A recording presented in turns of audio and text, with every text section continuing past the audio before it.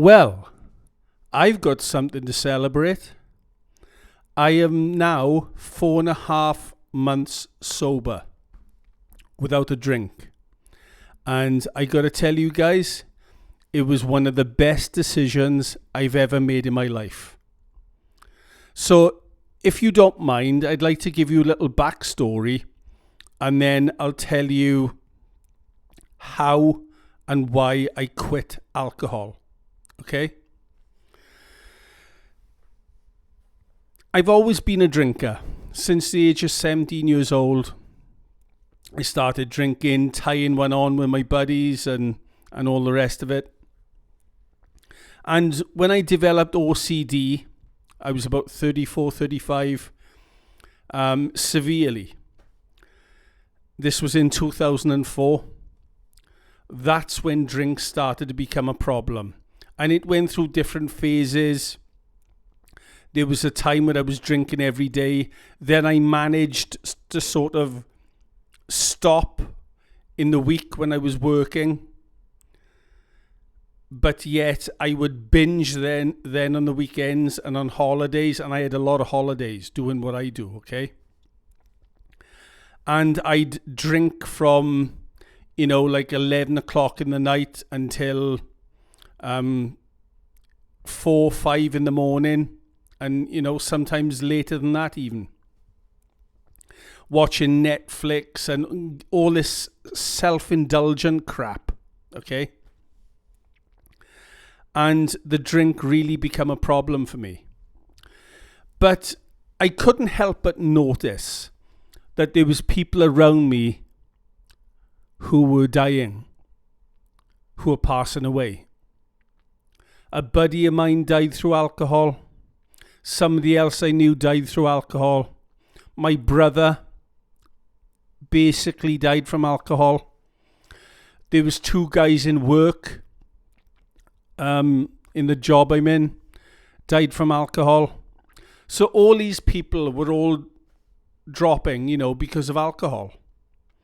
And it started to cause a lot of fear in me. Okay? A lot of fear. And that fear simmered and simmered and simmered. And with my habits and the way I was, the alcohol turned me into a hermit almost, okay? And when you're under the influence of alcohol, your mind tells you stories. It starts telling you that you got no friends and all the rest of it. And, I'd become more and more and more of a hermit as time went along. Did manage to come out of that a little bit, but still going back to the drink, and on and on and on it goes, right? I can remember sitting in the bathroom at 9 o'clock in the morning, drunk out of my skull. And this isn't that long ago. This is like a year ago. Looking up to the ceiling and wishing, when is this going to stop? I felt I had no control. I felt that, totally and utterly powerless to stop this. And something happened. Something happened, which I'll explain in my upcoming video, The Man Who Fought Alone. But I'll give you the bare bones of it now, okay? I'd gone to an organisation similar to Alcoholics Anonymous. And I went there and I said, "Excuse me, I heard you you issue tablets that people can take to stop them drinking." And bear in mind, when I was working, I didn't drink, okay? In the latter years, when I was working, I did not drink, but it was when I was off, binging and what have you. Anyway, this woman says to me, the thing is, see, we can't give you the tablets. We can't give you the tablets because you need to be sober for 3 weeks before we can give you the tablets. And I didn't say anything, but I thought, well, screw you then. I'll do it myself. I was getting to the point where I was so desperate to give up. I was so frightened by all these people that had died that I knew that if I'd kept on drinking, within a couple of years, I'd be dead. And that sense of urgency is what was pushing me. And I needed medication. Only a week's worth, but I needed medication. I got the medication and it overlapped the weekend. So when you change your behavior, you change your brain and you change your life, you know. And I decided to, obviously I took the medication, and then from there I went through the weekend sober for the first time in years. And after I did it, I thought, wow, you know, I've survived this. I've survived. You know, it was like going through a fight with somebody that you're afraid of. And you go through the fight and it's like, wow, you know, I beat this guy. I was frightened of him all this time. And I fought him and I've beaten him. You know, it was kind of like that feeling. And I thought, okay, well, the medication is, I got to stop taking it Monday. So the next weekend will be a challenge. I pissed it. I breezed through it. I didn't have any cravings. I didn't have any desire to drink. And a week turned into 2 weeks, turned into 3 weeks. I took it step by step. I didn't say to myself, you know, I didn't put too much pressure on myself. I took it a week at a time. And pretty soon a month had gone by. Then 2 months. And now it's been 4.5 months. But there's something I've realized is that, yes, I saw an opportunity. I was on medication. That was the opportunity for me to quit. And I took that opportunity. But I don't know if anyone have seen that Netflix documentary with Toby Robbins, I Am Not Your Guru. But he says something very interesting in that. And he said that when your life changes, it changes in a moment. You know, you could sort of build up to it and build up to it and build up to it and fail and fail and fail and fail and fail, you know, for years, even decades. But when your life changes, it changes in a split second because of a decision that you made. You made a decision in that moment. Enough is enough. And once you made that decision, you changed the course of your life. The power of decision. You know, people say, oh, it took me years to change. It took me years to change. No, it took you a split second to change. It took you years to build up to it. But like I said, when you changed, it was in a split second. And that's a really good documentary if anyone wants to watch it. Toby Robbins, I Am Not Your Guru. And that's what it was with me. I was almost ready to give up. I'd filled myself full of fear first. That was the first stage. Filling myself full of fear. Thinking about all the people who have died. Imagining myself. And this is, it might not work for somebody else, but it worked for me. I imagined myself, you know, leaving behind my family, leaving behind my pet. I imagined, strangely enough, I imagined this house empty. And I imagined the new people moving into this house and all the rooms are empty. And I imagined them saying, well, what happened to the last person, that lived here? Oh, well, he died. He passed away through alcohol abuse. And, I sort of visualized it clearly. So I filled myself full of fear. That was the first step. The second step was actually going to get help for me. The third step was making the decision. And I thought to myself, if I fail, I fail. But I'm going to give this a go. And I did. Why was I drinking? I was drinking to numb out loneliness.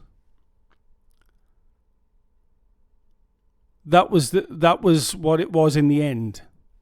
Before that, it was numbing out loneliness and anxiety and rumination and racing thoughts, stress. I was masking how I was feeling. It was a form of avoidance. And when you avoid things and you don't stand up to things, they are not going to go away.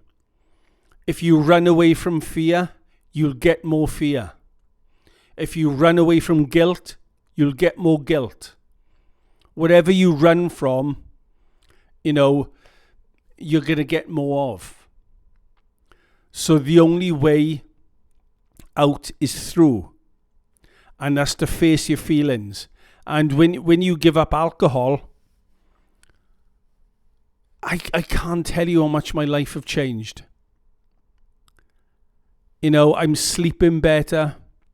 I'm thinking better. I'm thinking more clearly. It really is a miracle.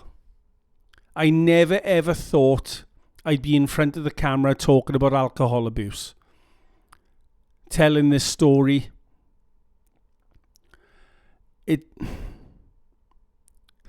When you drink alcohol, you might as well hide under a pillow or cower in the corner because you're not facing what needs to be faced. And after I quit, after I went a few weeks and I was sober, I thought to myself, I've spent all this time, all those years, wishing and crying, and I wish I could give up this thing that's consuming my life. And when you give it up, you look back and you think, well, what was the big deal? What was the big deal? It ain't shit. It's like fighting that guy who you were always afraid of, and you beat him.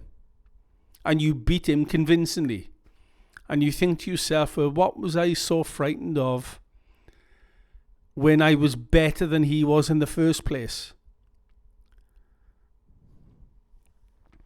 Sometimes the harder you try, the less you achieve. You become, you choke in some ways. But there's a book for anyone who's interested by a guy called Jeffrey Schwartz. And I read his book called Brain Lock. And I'm due to read this book that I'm about to talk about now. I think it's called You Are Not Your Brain. Jeffrey Schwartz, and I think it covers this sort of stuff, addictions and what have you. Because when you change your behavior, as Jeffrey Schwartz says, you change your brain. Okay? You create new neural pathways, basically. Okay, so that once you create that neural pathway of sobriety, it becomes easier and easier and easier every day until it becomes normal. And now, I don't even think about alcohol. I might get the occasional moment where I might think, in fact, I did a couple of weeks ago when it was really hot and everybody was drinking and whatever. And I thought, oh, you know, I could murder a drink now. But it was nothing more than a fleeting thought. And that was that. You know, it's once you give it up, you look back and you think, oh my God, I'm so glad I give it up. I'm so glad because, you know,